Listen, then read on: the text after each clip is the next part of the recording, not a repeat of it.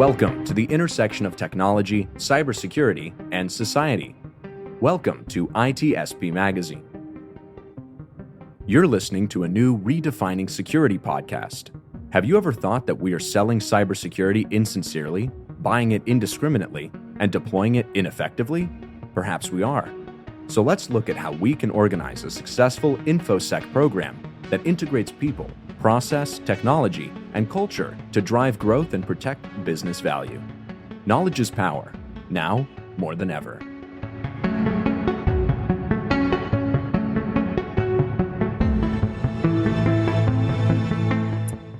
All right, great. Thanks, everyone. So welcome. We're very excited for today's event. My name is Nelson Abbott. I am the Senior Director for Advanced Program Operations at NPower. Before we get started, a little bit about us. NPower is a workforce development organization, and we help underserved and military-connected communities move from poverty to prosperity by connecting them to technology careers, and that includes infrastructure, cloud computing, and as we're here to talk about today, cybersecurity. We're going to be discussing the talent gap in the cybersecurity space and share some ideas on how you can help close that gap. So without further ado, let's get started. To set up the panel discussion, let's start looking at some data. As you can see here, organizations are struggling to not only recruit cyber talent, but to retain it as well. Very significant, over half of each. The result is what we're here to talk about. Over 660,000 open cybersecurity jobs, according to CyberSeek. This also creates additional risk that leaves organizations open to cyber attacks. So it's really a dire issue that needs to be addressed. We're going to talk about some of the challenges that we are seeing through our work here at NPower and offer some suggestions that folks can start implementing right away after this webinar. First up, let's talk about the challenges, as we see here, that cyber leaders have in finding certified and qualified talent. Really, it's right there in the numbers. Ironically, those same leaders, 90%, are willing to pay for training. Now, this is training that can lead to those desired certifications that people are looking for. Technology is always changing, so certifications that you hire for today may not be relevant tomorrow. Our recommendation, instead of hiring ready-made talent that can be costly, consider hiring for adaptability, critical thinking, and competency. Next, facilitate better coordination between the hiring managers and the talent acquisition teams, making sure that job descriptions accurately reflect the duties of the job and the desired competencies. Then make sure that your interview process is updated to reflect those competency-based assessments and the different types of experience and transferable skills that many candidates bring to the table. A phrase I hear often from cyber professionals is, we want diversity of thought. Well, in order to get that diversity of thought, you have to hire diverse candidates. However, as we show here, there is a lot of challenges with hiring women, minorities, and veterans. And these challenges then translate into a not very diverse cyber workforce. As you can see here, this is the makeup of the cybersecurity workforce as of right now. These are deep talent pools that are just not being tapped into. So, an additional roadblock is the college degree requirement. Based on research from Opportunity at Work, this has a huge impact on Black and Latino candidates, essentially writing off two significant populations. So here are some suggestions that people can walk away with today. First is to start working with organizations like NPower that have pipelines of diverse certified talent. Next, an obvious one, remove those college degree requirements from entry and early career level roles, which will expand your candidate pools. Finally, review your job descriptions and remove any kind of language biases that may discourage diverse candidates from applying. And there are some resources that you can leverage to help you. NPower has worked with the Modernized Talent Management Group at NICE, and we developed a toolkit for creating better job descriptions. And that toolkit is available right now, and we're happy to share a link to that after the webinar today. Lastly, let's look at the retention piece. According to one poll, almost a third of cyber professionals are planning to leave the field altogether. And here you can see some of the reasons that they cite. These all tie back into what I've been talking about so far: training and diversity. The limited support for development of skills and lack of career pathways, coupled with unfriendliness to women and certain ethnic groups, really does have an impact on retention and diversity. And some additional insights is that while there are a lot of organizations that have diversity goals, 83% here, only 17% of global leaders are compensated on those outcomes. So a real big disparity there. As has been said many times before, what gets measured gets managed. But if these initiatives are not being measured, then what we end up with are diversity programs in name only. And the trend of revolving door diversity executives that we've been seeing over the past several years will only continue. If organizations don't provide growth opportunities and make all people feel that they belong, we will continue to see people leave the cyber field. So here are some ideas that people can start implementing right away. One, create those opportunities for professional development and upward mobility. When someone is onboarded to an entry-level role and they see that there is a career pathway, they will feel there is a home for them at your organization. Second, upskill incumbent workers and backfill those entry-level roles with diverse, non-traditional talent. Internships and apprenticeships are great ways to groom new talent from the ground up. This is a cost-effective way to address immediate needs while preparing talent for advanced roles needed in the future. When a person can grow and thrive within a company, they tend to bring a sense of loyalty, which also helps support high retention rates. And finally, again, more resources that we can offer to you folks. My colleagues here at NPower with the Command Shift Initiative have created the Diversity Directive. This is a toolkit to help increase diversity, inclusion, and belonging within your organization's hiring, retention, and investment practices. Really a wealth of information that you can start leveraging right now. So, in closing, I'd like to end off with some of the ways that the audience members can help us help you address this problem. One, reach out to us for hiring diverse certified talent. Engage with us for volunteering opportunities, either in our classes or on the executive level. And funding. We provide our training programs free of charge to our trainees, and the way that we're able to do that is through the generosity of our corporate and foundation partners. So that funding can help us to continue to provide that program free of charge to our trainees. Some of the value that we bring to the table, you can see here, is that diverse talent to help organizations meet those DEI goals that we were just talking about. Certified talent, all of our programs are geared towards industry recognized certifications that are in demand from employers today. Those volunteer opportunities for social responsibility initiatives, either again on an individual level and a classroom level or on an executive leadership level. And then we also have a wealth of thought leadership and experience in this space, and we can work with your teams to create pipelines for non-traditional diverse talent. So I'd like to end off by saying a thank you to everyone. Appreciate your time and attention. I want to acknowledge our partners: Akamai, Carnival Corporation, CISA, ITSP Magazine, Juniper Networks, and Palo Alto Networks. They all help to contribute and support today's event. And so really appreciate all of their efforts and support in helping make today happen. And so I am done with my part, and this tees up for the panel discussion. And I would like to introduce our moderator, Sean Martin from ITSP Magazine. Sean, take it away. Very good. Thank you, Nelson. Thank you, Matt Velez, and the rest of the NPower team for including me to be part of this conversation. It's an honor. And I want to thank the panel for taking the time to prepare for this and also be present for today. I'm glad to see everybody here for today's conversation.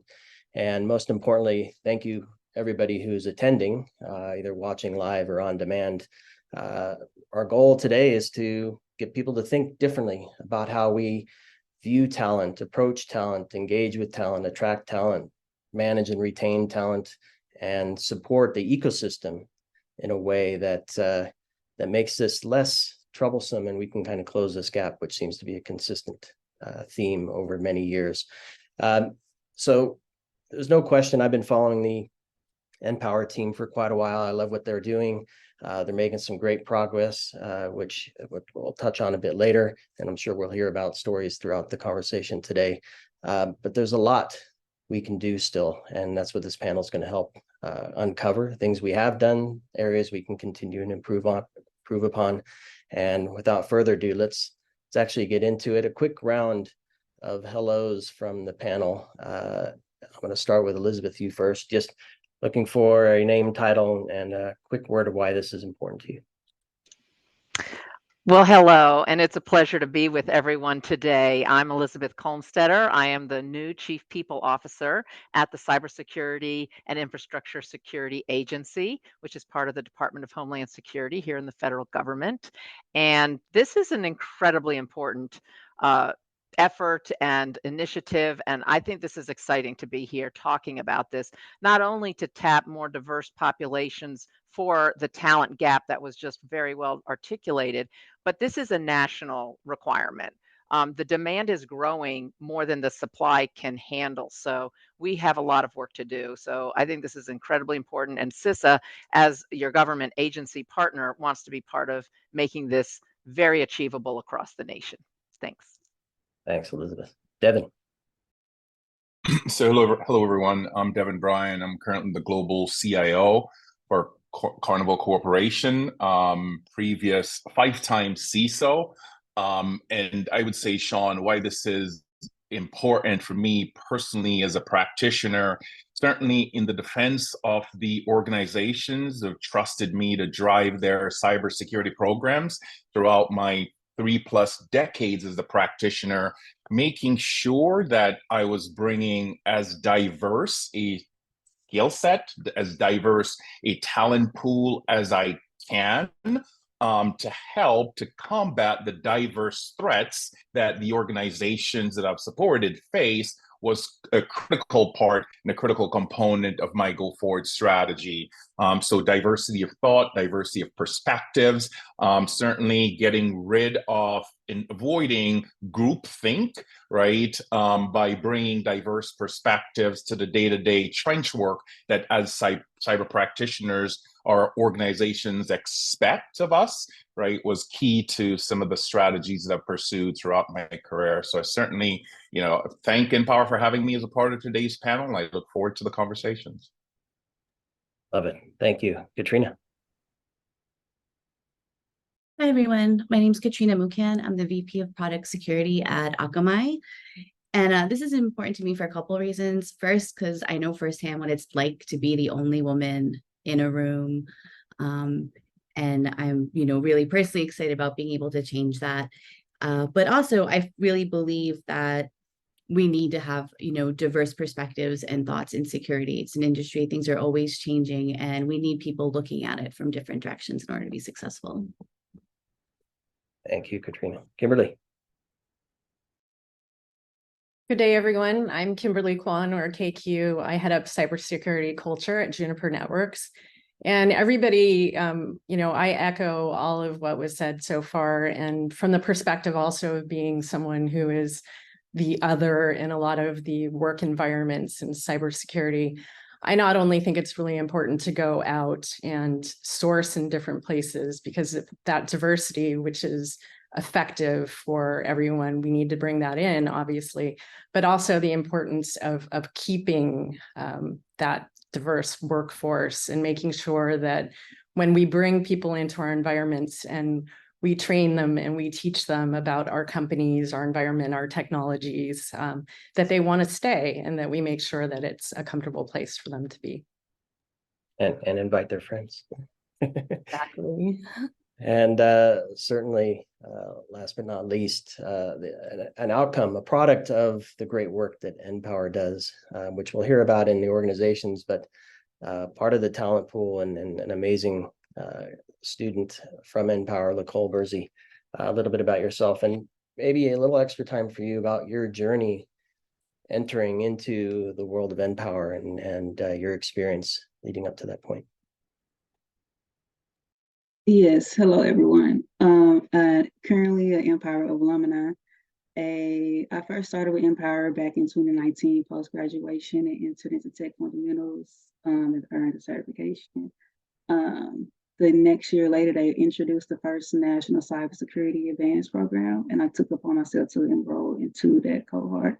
Graduated from the cohort, earned my Security Plus, had the opportunity to not only train hands-on cybersecurity training, but also further down the line, I was able to obtain a security job, which I was a information security analyst.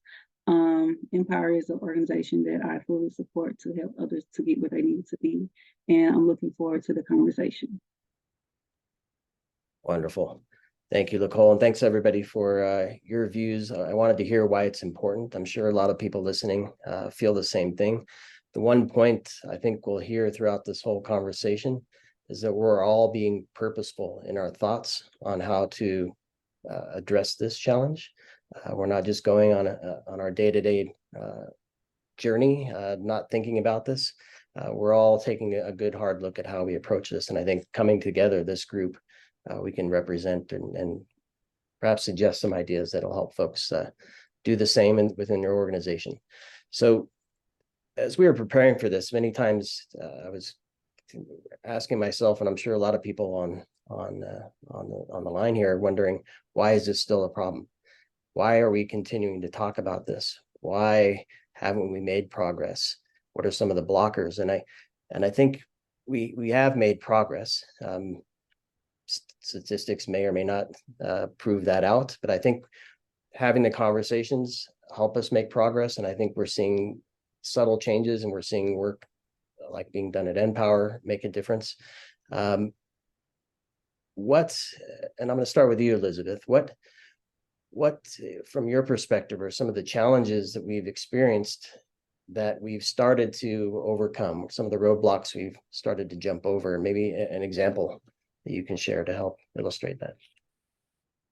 Absolutely. Thank you. And I don't want to miss an opportunity to also highlight that we are here in October, which is Cybersecurity Awareness Month. So what a wonderful time for us all to be talking about this very, very critical need and topic. So I would say, I mean, of course, there are so many things that I think we as a panel are going to talk about. For me, from the government, you mentioned the over 600,000 openings. Well, over 35,000 of those are in the federal government. And of course, our work is for the nation. It's for the American people. So our imperative is to make sure we are an employer who people want to, who see a future, a career that they can actually contribute. We do see that people want to make a difference. They want to work for an organization that has purpose and meaning and giving their time and talent to. So I, of course, think the government has the highest level of purpose. And we can talk about, in my case, it's CISA, a national security imperative to make sure that everybody's technology is safe, their use of everything is touched by technology and enabled by technology. So what higher purpose would there be than to make sure the American people have security and safety in their daily lives and in their work lives? So I like to say that, you know, purpose is very important to talk about so that we can make a connection with people around what is meaningful for them. People go and they get, you know, education and certifications and skills, and they want to put those to good use. So I'd say first is making a very compelling, presence around what it is the organization is doing. And I do think that that does broaden the opportunities for diverse groups to see themselves making a difference in the organization.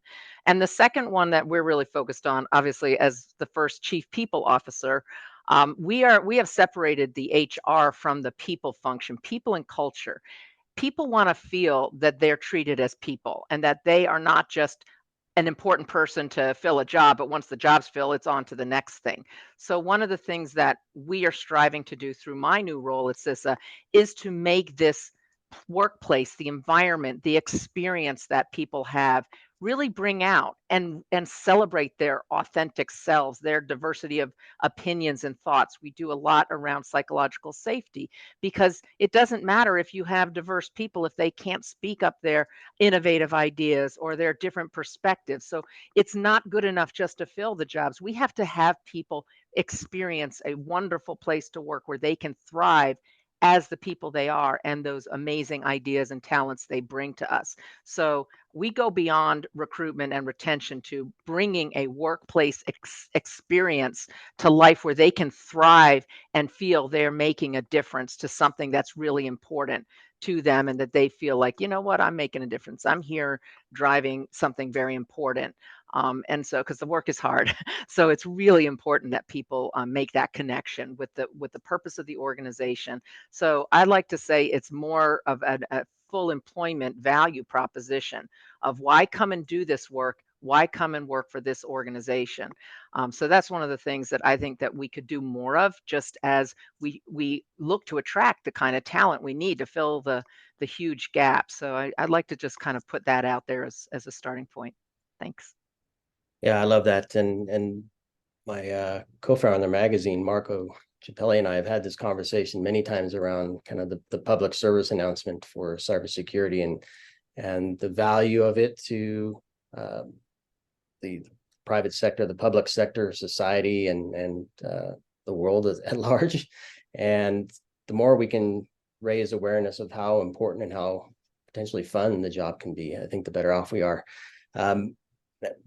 So that's part of it, is getting more people interested.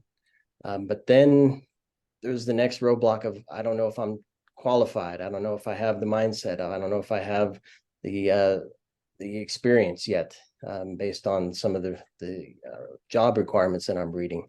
So Devin, I don't know if you have any thoughts on some of those barriers, real or just in people's minds, of how to approach this space to see the roadblocks, move past them, jump them, work with others to power through them.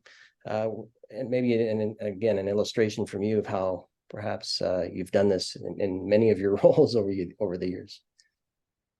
Yeah, so I think most everybody listening in, and certainly my fellow panelists, are all painfully aware that cybersecurity as a practice still has an image problem, right? In that, you talk to the non-practitioner, right?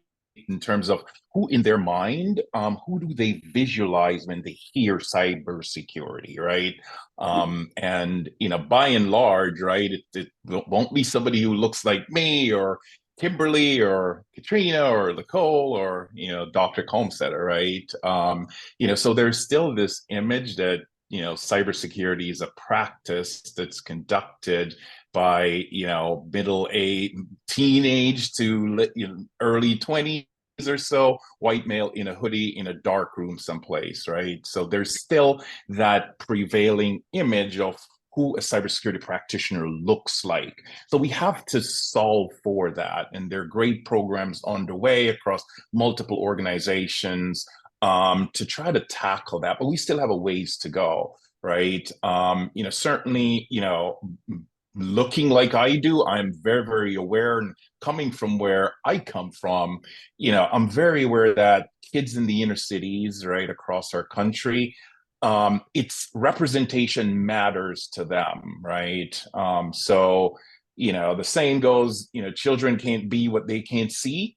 So it's important, for current diverse practitioners, Black, brown, females, to be visible, right? To help to as Elizabeth just said, make this practice fun and make it appear like we're having fun doing this, so that kids in middle, elementary, and high school who haven't perhaps even considered cyber as a career, right, can see practitioners who look like them and aspire to be like them, right? So we have to solve for the image problem. I think if, we're all just honest with it, I think that's a start. So I would say that is a part of the problem, Sean. It doesn't necessarily address all the other dimensions of some of the challenges that we currently face. I mean, we have to, at a macro level, acknowledge the fact that technology underpins so many different aspects of our professional, personal, and social lives, right? As companies and organizations are looking to leverage technologies to transform the way businesses, governments, operate in the services they deliver, right? So the technology landscape has exploded, and as such, so has the associated cyber risks, right? Because bad actors are always looking for ways to exploit technologies. And as such, as more innovations occur to drive different transformations across the business sector, bad actors will always find ways to try to exploit those. So that is also underscored kind of the vacancies that we are always trying to solve for, right? So to your question of how can we then start chipping away at addressing, kind of sort of the hiring shortages, in addition to creating programs where we're visible at career days in our kids' schools and all that and communities, right? We have to look to tap into non-traditional recruiting streams, right? How do we get access to pipeline of solid talent, folks like Nicole, right? And so one of the practices I've always employed, right, as a practitioner, irrespective of where I've worked, is that in addition to the traditional college hiring programs that most organizations have, I have established relationships with Empower when I was at the Federal Reserve, when I was at KPMG, and I've leveraged those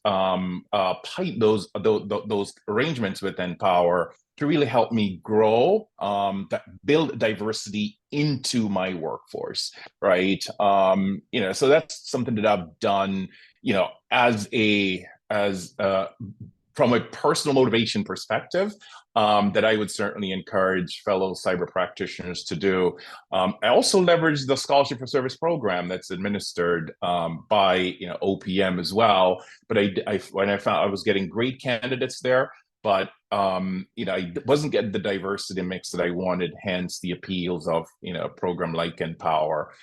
So those are some of the things that I would certainly, as a call to action to diverse practitioners, be visible, and certainly existing practitioners, yes, leverage your typical college recruiting and other kind of talent onboarding programs, but also look to programs like Empower. I've found tremendous success in the Empower graduates I've been able to onboard at my previous organizations. Thanks for that, Devin. And then I think it's a natural transition. I want to hear more from Nicole about,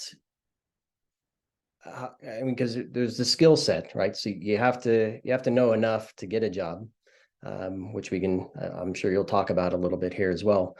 But I think both Elizabeth and Devin touched on the point that you have to see an opportunity, recognize that you have the ability to pursue that opportunity, and that on the other side, you'll be welcome to pursue that opportunity to be successful in it. So can you share with us a bit about how the full picture, not just, you can touch on the training, certainly how you prepared to be a cyber professional, but how you approach the whole big picture of being ready mentally, physically, and approaching the space and working with organizations to ultimately land a position. Yes. As someone who was previously in the job market and now has a fresh start to the job market, some of the things that I'm able to identify and change up the way that I job search. First, let's just get into the job process in general. First, we have the recruitment standpoint, and a lot of people have a very diverse set of skill sets based off the job that they previously had. And when we're looking for jobs, we're not looking to either have that same role or we're looking to advance. And I feel like that can play 50-50 on both ends, because it's like, do you want to remain in the same place, or do you want to move further within your career? And from a recruitment standpoint, it could also be like, okay, they already have these set of skill sets. So what are they actually looking for? And it's more so harder for recruitment to understand why is it hard to track down these skills they have. And most recruiters that I've been able to come across don't have a technical skill set. So how can we improve the recruitment requirements of technical skill sets so they're able to identify not only people like me, but people who are curious to what technology is and a new career pivot, or anyone who's already in and just looking for different opportunities that are being created. Because as technology continues to advance, there are going to be more and more jobs that be created, not from a cybersecurity standpoint, but from across the technology standpoint in general. So we have the recruitment. Then we're going to the recruitment phase, and then transition to interviewing.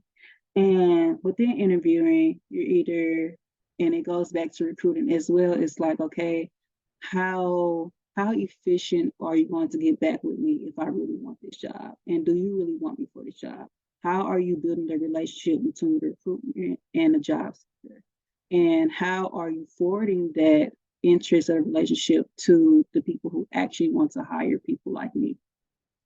And so that sets a relationship throughout their entire job process, to even figuring out if the job is really going to be for you or not, or for the organization to feel like, okay, they do have these great characteristics for this role, but how would they actually fit into this role? How can they be able to adapt to this role? And it's the same for the job seeker too.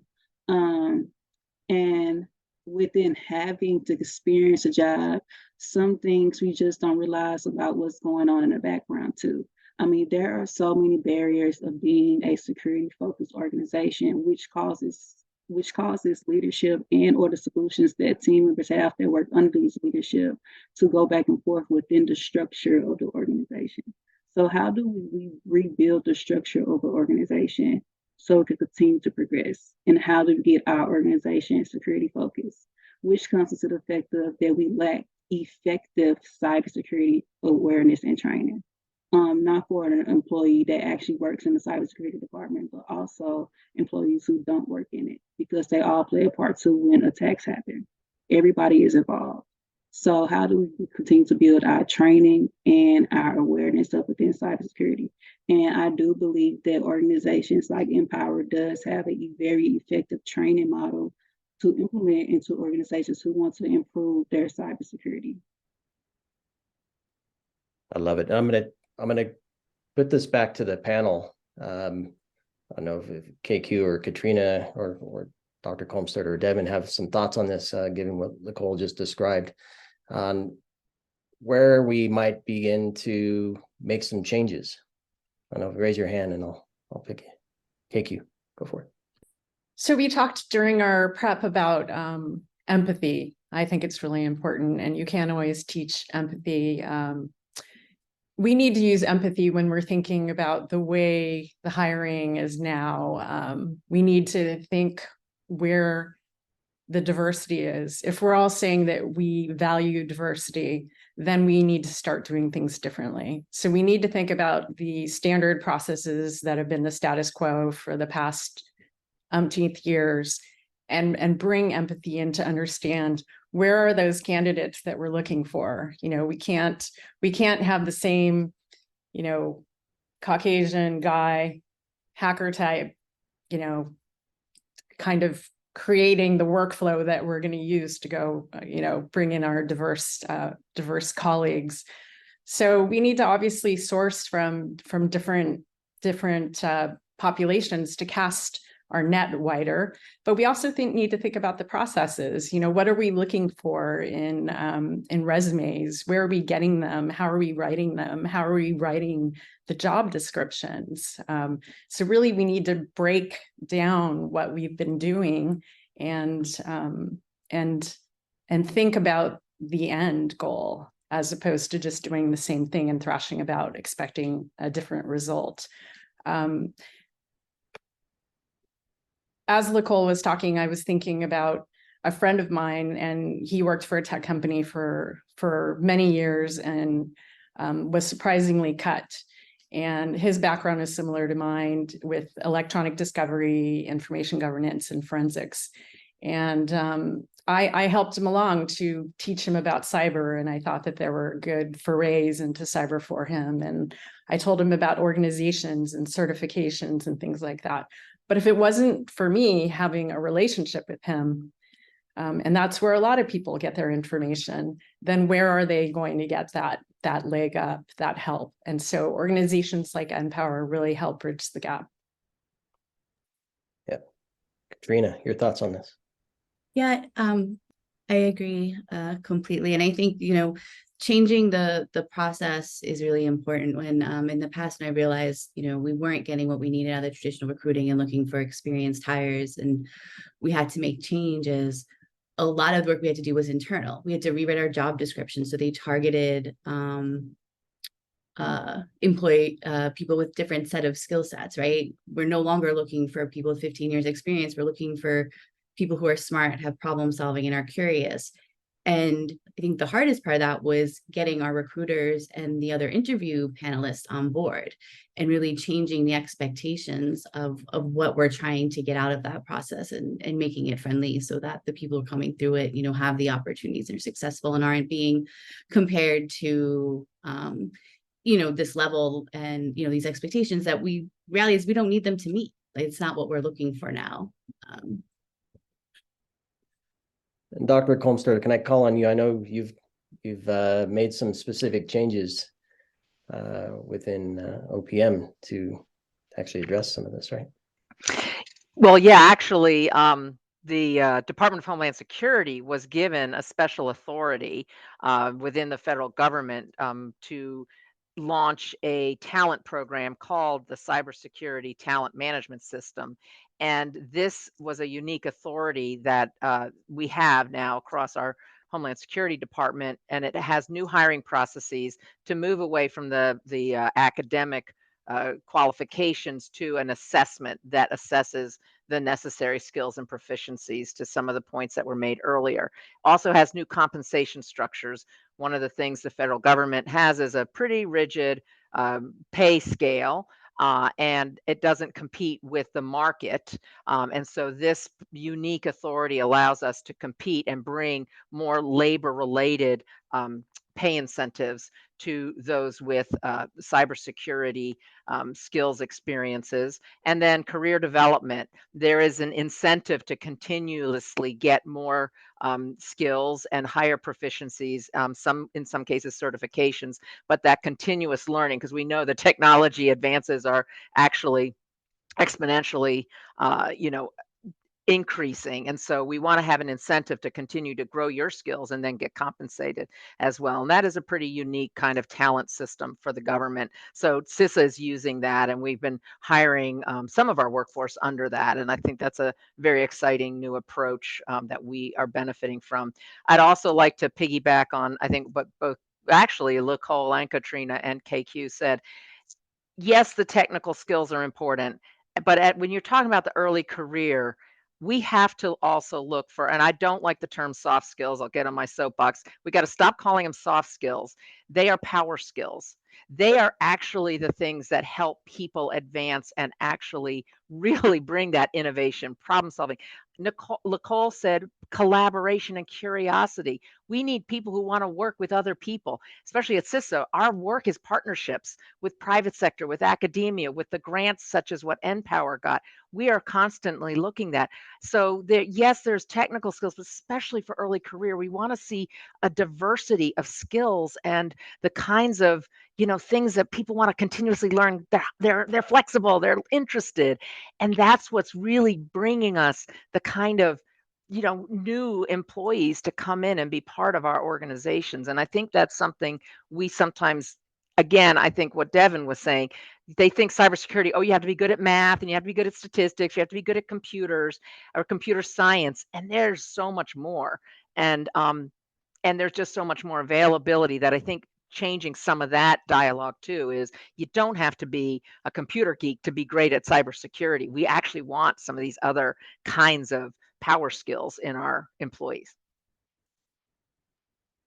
So Devin, we've touched a little bit on, I'll call it the hiring ecosystem, all the pieces, parts that we might get one part really fine-tuned, but we only get 10% of the value of it because the rest of the parts don't really connect with it well. How do you suggest we kind of get a big picture view of what needs to change here so that each player, and maybe some players have to move aside for some situations and become more prevalent and present in others, but how do we work through the ecosystem to make wholesale significant change, not just piecemeal change? So it's a difficult question to respond to, Sean, because it is a very difficult problem, especially in the private sector, right? So unlike what Elizabeth just mentioned, the special authority that was granted to CISA for the cybersecurity talent management system, that does not exist in the private sector, right? So what does that translate to? That translates to individual cybersecurity executives at all levels of the hiring process, right? Making a personal commitment, right, to have conversations with their HR leaders, their recruiters, right? Restructuring JDs, being intentional about interviewing panels, taking a hard look at, do these positions really require college degrees, right? Can we switch and evolve to competency-based hiring that CISA obviously is leading the way with right now, right? And you put that in the context of, the day-to-day of what CISOs are charged with, right? First and foremost, they've got to protect, detect, respond, right? They're managing budgets, they're leading teams, right? But this would have to be an important enough imperative, right? They have to care enough. And that's the thing, right? As Mahatma Gandhi says, be the change, right, that you want to see, right? So CISOs would have to own this and put personal stake and personal skin in the game to help to drive the change in the industry that they want to see by starting with their organizations first. And there are a number of folks who are very committed to this across the industry who are doing the great work to try to move the needle in their respective parts and getting involved in groups like Empower. I have some colleagues on the ATCC. John Miller at Citi hires like 20 plus Empower graduates each year. He's my hero. That's who I aspire to be someday in order to have a program like that to onboard as many graduates, right? And others, right? And certainly getting involved with groups like Cybersecurity that I was lucky enough to help co-found, Women in Cybersecurity, the Grace Hopper Fund, on and on and on. It takes a personal commitment by folks who are really passionate about making sure that they are bringing, as diverse a skill set as they possibly can to the challenges that they face from a diverse cyber threat landscape, right? And put in skin in the game. So, Sean, it's something that's not easily tackled. That's why the problem has continued to linger, because it requires a personal commitment from CISOs and folks in positions to influence hiring to have that conversations, make the time, have the conversations with their talent management team, have their conversations with their head of HR to drive the organizational change and then incrementally the industry change that's necessary to help to address this. Yeah, and I think being a storyteller for me, having a view of the end goal, writing a story to reach that end goal, and telling that story to everybody who's involved or has a role to play in that story so that we all kind of march toward the same thing would be super helpful, in my opinion. I think when we were prepping, we talked about the idea of the cybersecurity practitioner being a hero. And I referenced my time in building technology, building products. There's always this hero mentality that you have to work harder and stronger and be better than everybody else, and it's kind of rooted in the warfare mindset that cyber has in general. But I'm wondering, and I'm going to put this to you, Katrina, for your thoughts on this. Do we do we have perhaps an issue with the role or the people themselves having this hero complex, or we're magicians, right? Cybersecurity professionals are magicians. We do things, we know things that others can't and don't. And because of that, we're special and we deserve a spot. But I'm wondering if that plays a role in allowing others to come in. And I'm thinking of the hiring team, and I'm thinking of the hiring manager and how they communicate and how they present the team to the candidate and the candidate to the team. I don't know, are we continuing to set barriers there that can be removed and perhaps things get better? Katrina. Yeah. I would say in my experience, I've definitely seen that dynamic.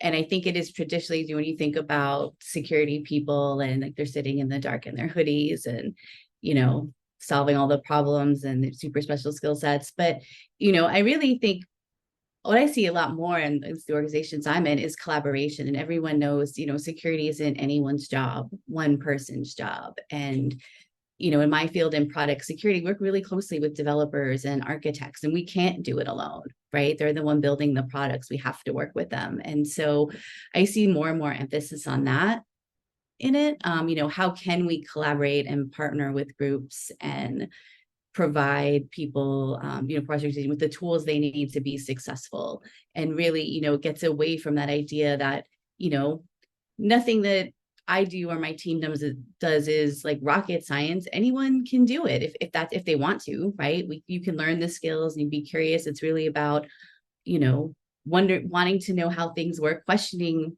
how they work, and do they really work the way you say they do, and are they doing what they're supposed to do, and wanting to make things better and fix things. And so I've definitely, I think even just since I've started out, seen a shift from that, and that like what we're doing is some sort of like,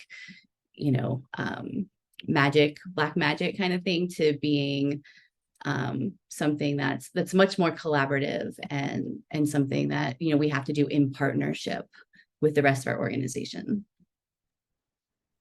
And KQ, I've been waiting to get to this point on employee resource groups and the value they bring within the organization, the learning we can glean from them to help with hiring and certainly retaining. So tell us a bit about the work that you've done at Juniper in this regard. Yeah, so Hillary Weingast, who was very instrumental in this partnership between Juniper and NPower, heads up corporate responsibility and diversity and inclusion. And in the amount of time that I've been here at Juniper, which is 5 years, it's really changed from being an environment where sometimes some diverse people came in and felt like they were other. Everyone had good intentions, but no one wants to feel like the kind of token employee. But what Juniper has done is built these really strong employee affinity groups. And when we were talking during the prep, it seems like it's pretty groundbreaking that there's a neurodiversity community as well here.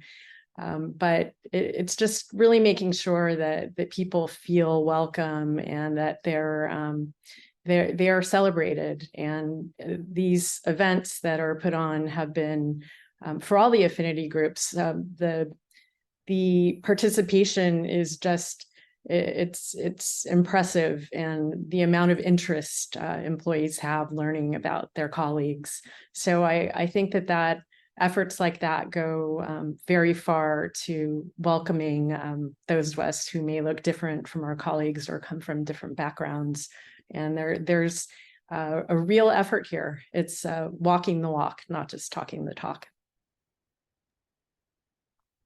Perfect.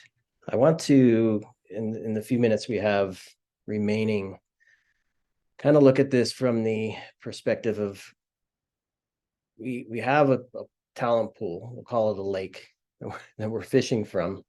And if we don't restock the lake, right, and if we don't keep the lake healthy so the fish survive and thrive and produce whatever it is we're fishing from them, from the lake, then we're kind of shooting ourselves in the foot here. So I want to talk about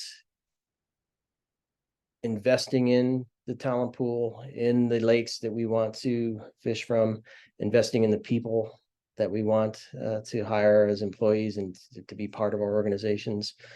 So let's talk about hiring, internships, and reinvesting back into the community that we want to have successful. So Devin, I'm gonna start, or KQ, go ahead. I was just going to say, internships are really, they're incredible because, what I was saying before about bringing people in and training them and making them part of the family. And you really want them to stay, and you hopefully, you both want to retain that relationship. So we are bringing in interns from Empower. Even before this partnership, we did some interns. I have one from high school actually for a program that we're doing that's community based. And there are youngsters who are coming in as freshmen who are actually learning about cybersecurity and other areas in Juniper as well. But we actually have someone who's a junior now who is deciding that she's going to go into cybersecurity. And so I know we all have different things we want to say, so I'll end there, but I just feel so strongly about these internships. I think we all do, but Katrina, I think you as well have programs, right? Yeah, I know at Akamai we have a couple Empower interns. I've worked with Empower interns in the past, and it's been a really great experience. And again, it's just going back to finding those people that are, they're interested and they're curious and they want to learn and contribute. And that's really, it's like 90% of, I think, what we need in security now, right? To get started. So that's been really great. And, Akamai too has other programs, training programs and whatnot, to give people access to technical skills who didn't come from a traditional background. And it's really important in building up the diverse workforce. Kolmstetter, you had your hand up. Yeah, I just want to jump in. So of course, across the government, we have internships all semesters and over the summer. CISA has them posted at cisa.gov/careers. And I agree. We also have high school and, college, but you don't have to be in college to get an internship. So even high school. And I also want to highlight, we implemented a program where we're doing exit interviews with every intern as they leave, to find out what they benefited from and what they are looking for in a future employer, so that we can also help them, again, stay in this career field. Even if you don't want to come to CISA or you don't want to come to the government, we want them to be creating this capability for the nation. So what are you looking for? How can we help build your network, introduce you to some of the partners in industry and so forth? So I think it's really important that interns, while they could be a pipeline for employment, are also a pipeline for us building this capacity we're talking about. So another great opportunity to hear from them about their experience and what they're looking for next, and help them stay in this career field, which is part of what we're talking about. How do we keep them, retain them, giving into this important career field? So that was just something we implemented, and it's gone very well. We've learned a lot, and we're really excited when they say they'd love to come and work at CISA in the future, but we are not expecting them all to choose that path. There are many paths. I'm going to hold Nicole's final message to the end. So Devin, I'm going to come to you with some of the stuff you've done with Empower and beyond, and maybe any final thoughts as well from you on this topic. Yeah, I was just quickly, plus one on, all the great comments that fellow panelists have just, rattled off in terms of internships.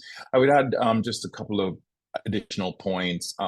Certainly converting interns to FTEs is critical, right? And I think Elizabeth just touched on this, irrespective of whether or not those conversions happen within your organization or elsewhere across industry, the industry benefits, right?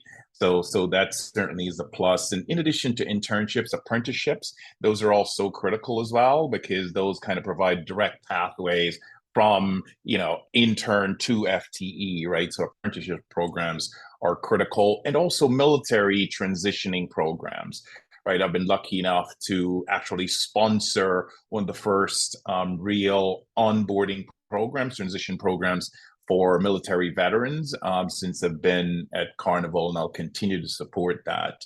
But yeah, internships are certainly critical. Same with apprenticeships and military transitioning programs, helping our warriors who've essentially placed their lives on the front lines for our country make that transition to cyber warrior is something that I'm deeply passionate about as a veteran myself. And so I'll certainly continue to look for ways to invest in that as well.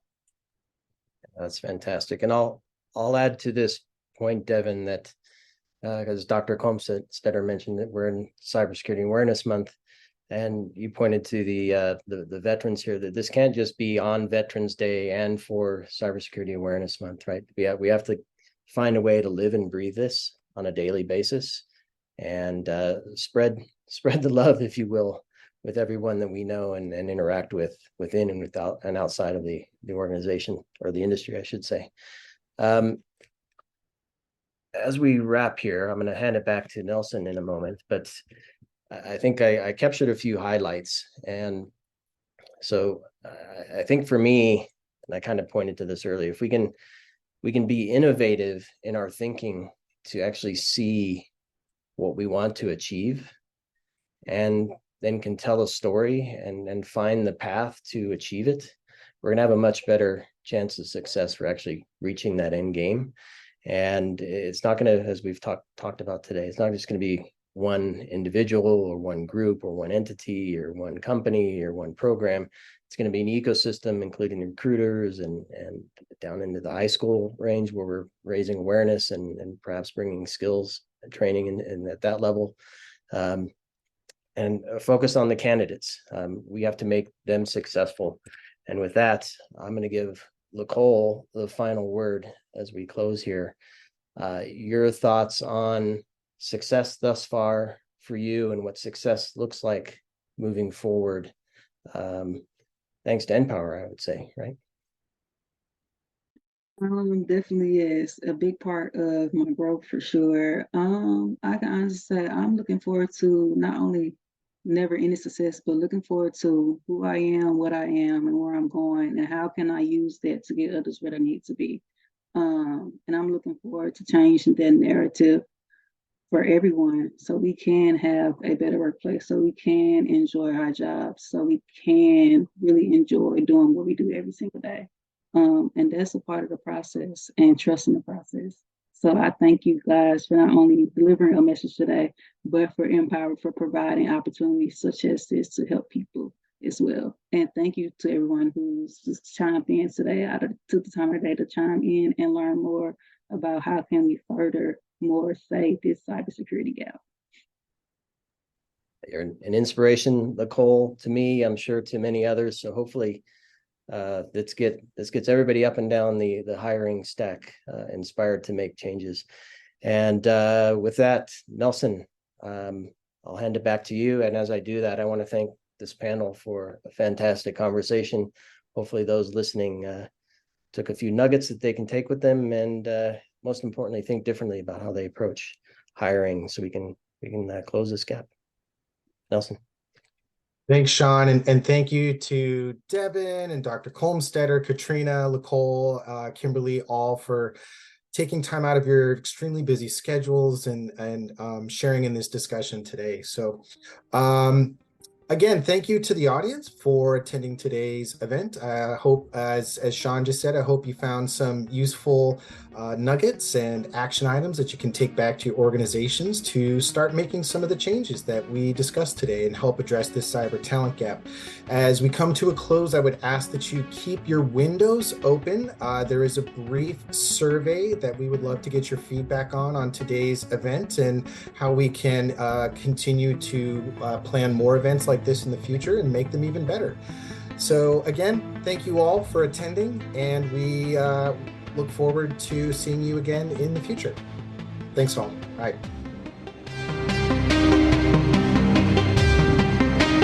We hope you enjoyed this episode of Redefining Security podcast. If you learned something new and this podcast made you think, then share itspmagazine.com with your friends, family, and colleagues. If you represent a company and wish to associate your brand with our conversations, sponsor one or more of our podcast channels. We hope you will come back for more stories and follow us on our journey. You can always find us at the intersection of technology, cybersecurity, and society.